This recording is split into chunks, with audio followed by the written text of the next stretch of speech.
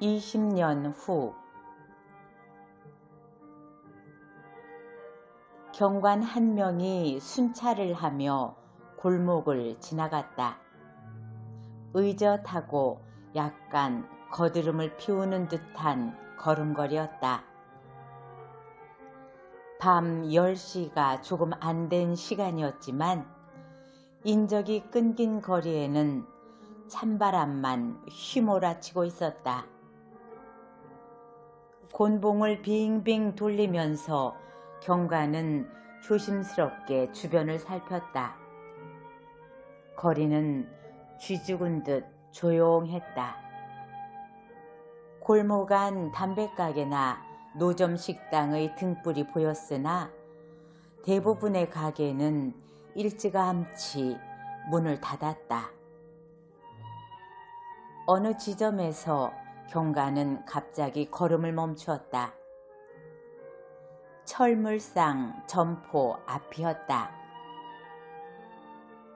그곳엔 어둠을 등지고 한 사나이가 입담배를 물고 서 있었다. 경관은 곤봉을 쥔 손에 잔뜩 힘을 주며 사나이에게 다가갔다. 경관이 다가가자 사나이가 재빨리 말을 건넸다. 저는 수상한 사람이 아닙니다. 그저 친구를 기다리고 있을 뿐이지요. 20년 전에 이곳에서 헤어졌거든요. 믿기 어려우시겠지만 우리는 20년 후에 이곳에서 만나기로 하였답니다. 20년 전 이 자리는 음식점이었어요. 빅조란 별명을 가졌던 브레디라는 친구가 음식점 주인이었어요. 경관은 고개를 끄덕이며 대답했다. 틀림없군. 그 식당은 바로 5년 전까지 있었소. 사나이는 성냥을 켜서 잎담배에 불을 붙였다. 불빛에 비친 그 사내의 얼굴은 눈이 날카롭고 턱이 네모졌으며 창백한 얼굴에 오른편 눈썹 옆에 조그만 상처 자국이 있었다. 넥타이 피는 큼직한 다이아몬드였다. 그러니까 지금으로부터 20년 전 오늘 밤 저는 브레디의 음식점에서 친구인 지미와 함께 저녁을 먹고 있었습니다. 지미는 이 세상에서 하나뿐인 저의 친구였지요. 우리는 둘 다 뉴욕에서 자랐습니다. 그때 저는 18살이었고 지미는 20살이었어요. 저는 다음날 돈을 벌기 위해 서부로 떠나기로 되어 있었지요. 함께 가고 싶었지만 지미는 무슨 일이 있더라도 뉴욕을 떠나지 않겠다고 했습니다. 이 세상에서 뉴욕보다 더 좋은 곳은 없다고 지미는 늘 내게 이야기했거든요.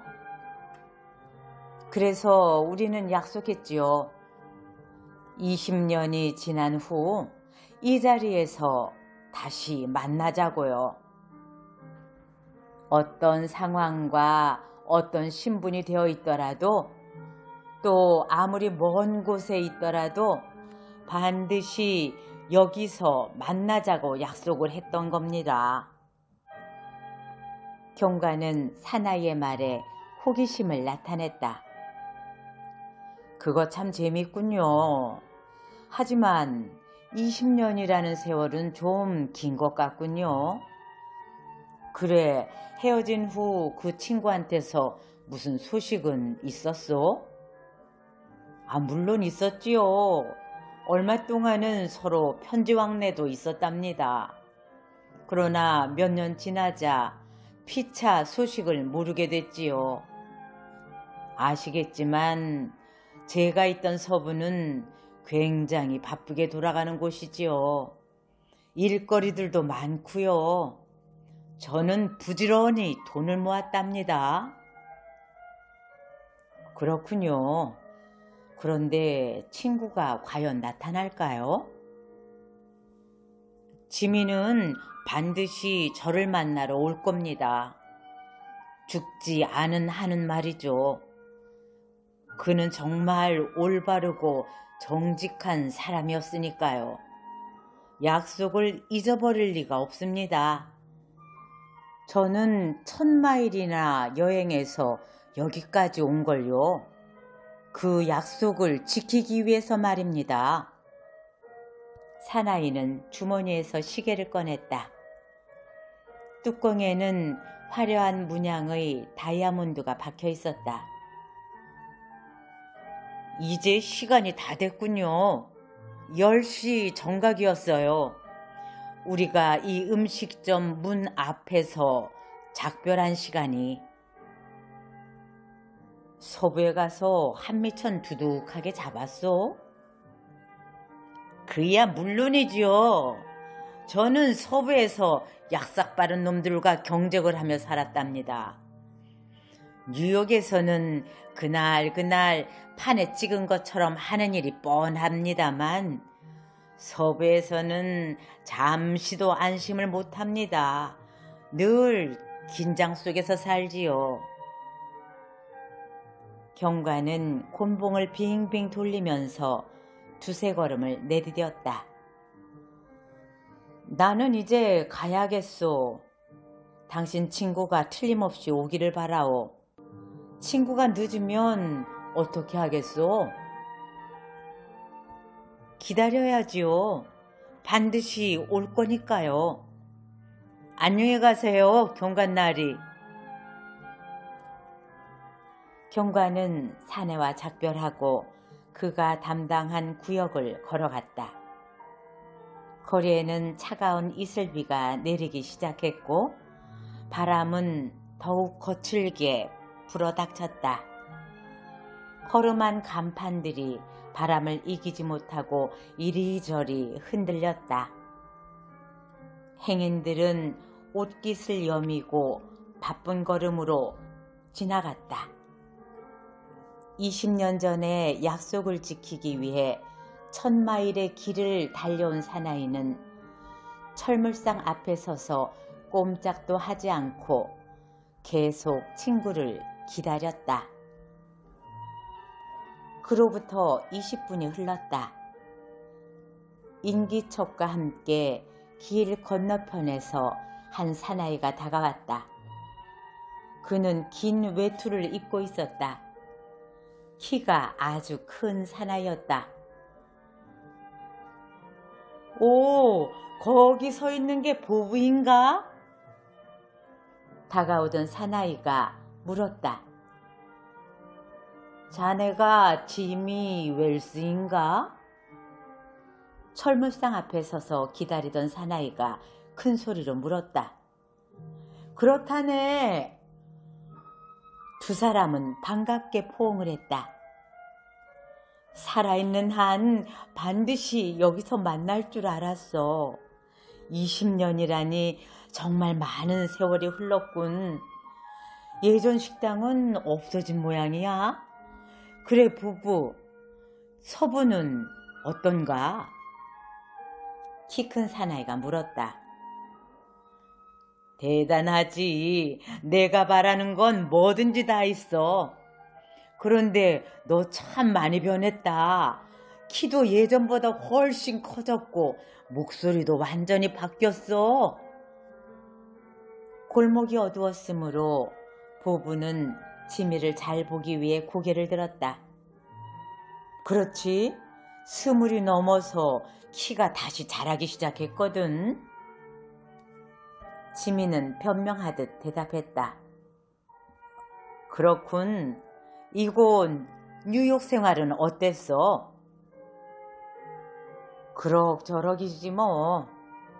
난 시청 공무원으로 근무하고 있다네. 자, 여기서 이럴 게 아니라 저기 내가 잘 아는 집 쪽으로 가서 한잔하면서 우리 옛날 이야기를 좀 하자고. 두 사람은 팔짱을 끼고 골목을 빠져나왔다. 서부에서 온 사나이는 자신이 출세한 경로를 한바탕 늘어놓기 시작했다. 키 큰 사나이는 외투에 얼굴을 파묻은 채 흥미로운 표정으로 들었다. 이윽고 그들은 환하게 불이 켜져 있는 약국 앞으로 걸어갔다. 전등 밑에 다다르자 두 사람은 동시에 고개를 들어 상대의 얼굴을 확인했다. 뭐야? 자넨 내 친구 지미 웰즈가 아니지 않는가? 서부에서 온 사나이는 걸음을 멈추고 물었다. 오해를 하고 있군. 아니야, 오해가 아니야. 아무리 20년이 지났다 해도 메브리코가 납작하게 될 리는 없지. 키 큰 사나이가 대답했다. 하지만 20년 동안에 착한 사람이 나쁜 사람으로 변한 예는 얼마든지 있지. 뭐라? 서부에서 온 사나이는 키 큰 사내의 소나기에서 벗어나기 위해 몸부림을 쳤다. 넌 지금 끌려가고 있는 거야, 보부. 내가 이쪽으로 올 것 같다고 시카고 정보국에서 전보 연락이 왔었지. 순순히 따라오지 그러나? 어리둥절한 표정이군. 어떻게 된 일인지 궁금한가? 그렇다면 여기 편지가 있으니 저기 밝은 곳에서 한번 읽어보게. 외근 중인 내 동료 지미 웰즈 경관이 자네에게 전해주라고 쪽지를 내게 주었네. 서부에서 온 사나이는 떨리는 손으로 편지를 펼쳤다. 거기에는 이렇게 적혀 있었다. 친애하는 보부에게 나는 우리가 20년 전 약속한 시간에 그 장소로 나갔다네. 그런데 불행하게도 지명 수배자의 얼굴을 보고 말았지. 자네가 성냥을 켜서 잎담배에 불을 붙일 때 그때였다네. 하지만 어떻게 내 손으로 친한 친구를 체포할 수 있겠나. 그래서 이렇게 다른 형사에게 부탁을 한 걸세. 자네의 친구 지미로부터.